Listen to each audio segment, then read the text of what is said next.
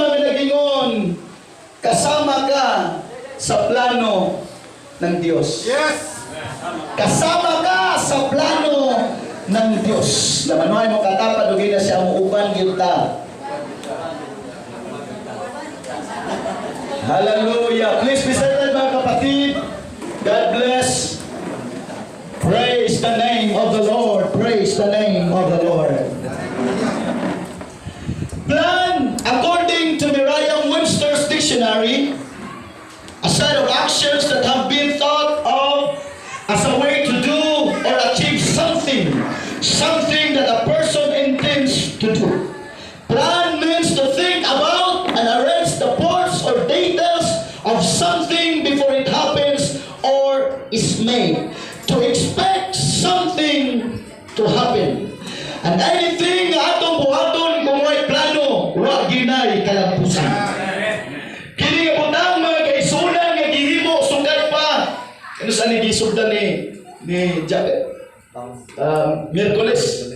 Sugad pa sa Miyerkules mga kaisunan. Miyerkules sa sayos puntag. Ako nakita si Brother Japet kinaglingkod na mga kaisunan. Abi kong nauspa na mga kaisunan. Pero yung gitanaw, usay plano. Una pa mi dapat ang usa ka ang tax mga kaisunan diha o usa ka kortina diha mga kaisunan nagsugod na sa plano. Kaya kung why plano, why kanaugan mga kaisunan.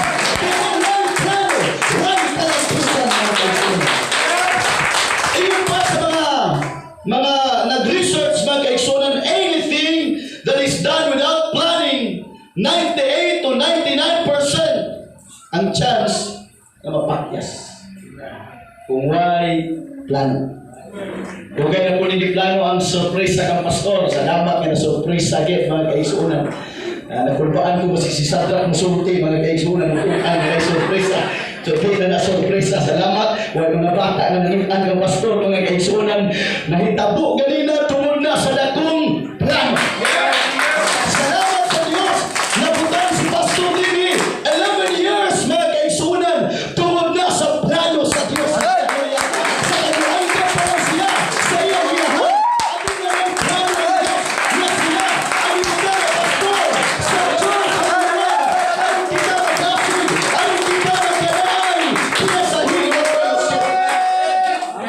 God, bisan pa siya eternal, no beginning, and no ending. But He made everything with plans. Nasa mga plano, mga kaisunan.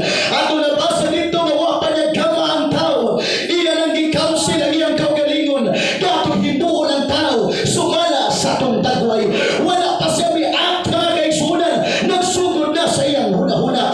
Ang tanang mga butang nagsugod sa panguna-huna, mga kaisunan. Sa iyang huna-huna kang magbayasikon ka, maghasik.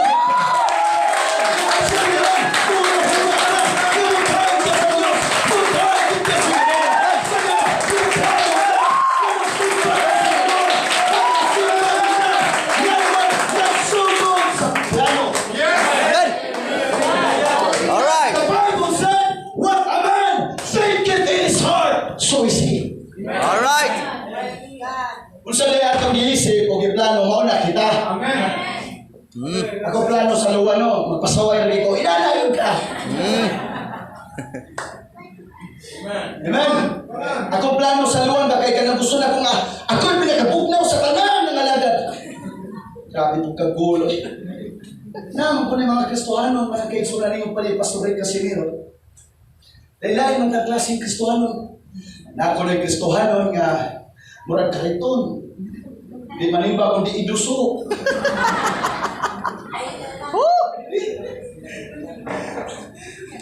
Amen. Tama yan na. Amen. Pero pinaka-worst ko na mga kaigsunan ka ng mga Kristohano na murag kiring. Ganaan kayo primihuap-huap po. Diba? Sabi ng mga iring kayo, pag-huap-huap,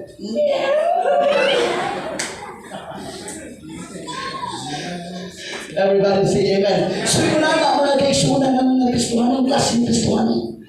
Pero kinahalan nga, dali pa lang sa ulahuna, ako nang maplano. May mga faithful karon ba ako yung plano.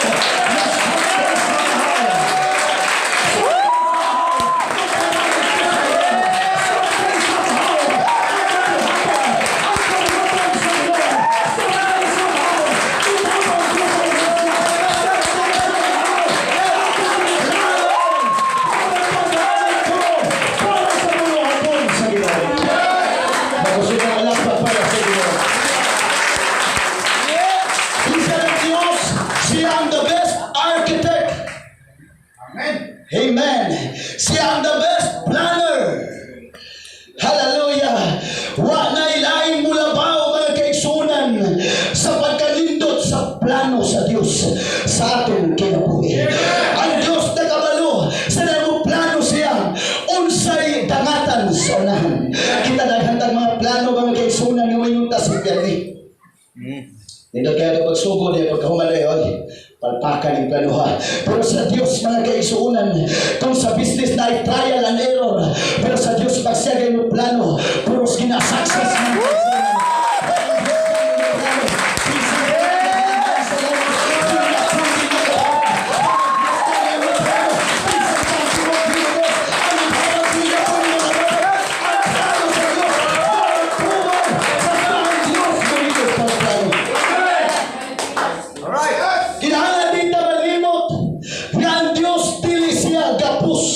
Sa oras, space and season.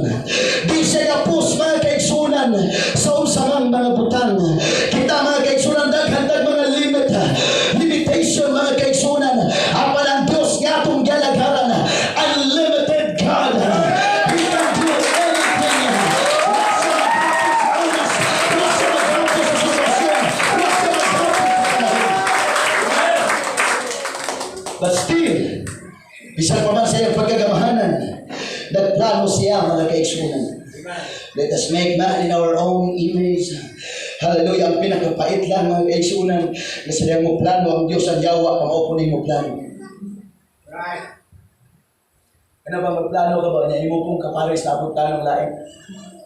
Kanindot na magkikawayo mga kaigsunan. Gusto kang muhagi aning dalana niya yung pares atos pikas mga kaigsunan. Everybody say amen.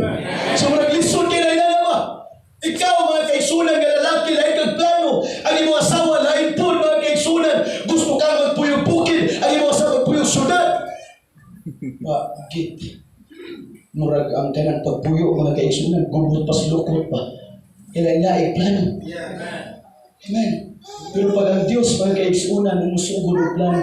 Hallelujah. Alright. Hallelujah. Nagpundot ang yawa mga kaigsunan ng iyang mga kampon. Ang plano sa Diyos na tinuod yun na mga kaigsunan. Kung pa sa Diyos, hallelujah, dito ang Pedro, and you are Peter, and upon this rock I will build my church. Bisan pa man taliwala sa mga pagsulay, taliwala sa mga hagit, taliwala sa mga kagulanan, pero tanawa ang church, nitindog ihapon, tanawa ang iglesia, nagpapalong ihapon, tanawa ang iglesia, nagpalingkod ihapon, kauwan sa plano sa Diyos.